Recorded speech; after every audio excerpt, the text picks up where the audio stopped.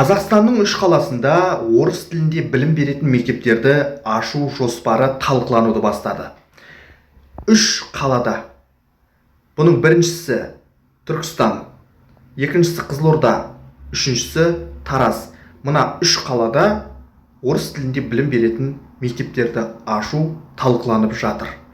Бұл күні кеше ғана басталған талқылау емес, себебі Тоқаев пен Путин кездесіп меморандумға қол қойды. Естеріңізде шығар. Міне сол меморандумның негізінде Қазақстанда орыс тілінде білім беретін үш аймақтағы мектеп туралы жоспар қазір талқылану үстінде. Бұл туралы Қазақстандағы Ресей елшісі Алексей Бородавкин дейтін адам хабарлады.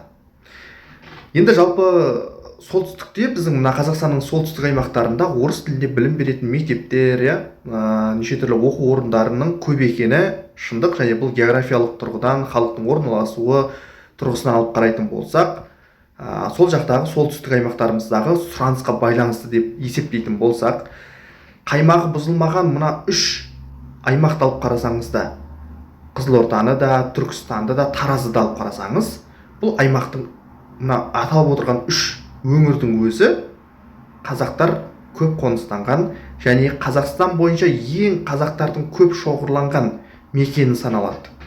Бірақ бұл жақта орыс тілінде білім беретін мектепті салу қандай қажеттілікке байланысты болды екен деген үлкен сұрақ бар. Бұл журналистердің де тарапынан, қоғам белсенділерінің де тарапынан айтылған болатын.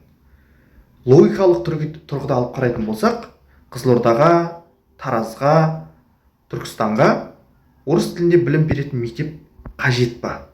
Міне осы сұрақ. Түсінікті, солтүстік аймақтарымызда халықтың орналасуына байланысты халықтың кейбір неше түрлі ұлт өкілдері бар Қазақстанда. Сондықтан сондай ұлт өкілдерінің сұранысына байланысты табиғи қажеттілік десек, қаймағы бұзылмаған қазақтардың көп қоныстанған аумақтарында, Қызылордада, Түркістанда, Таразда орыс тіліне деген сұраныс сонда артып келе жатыр ма?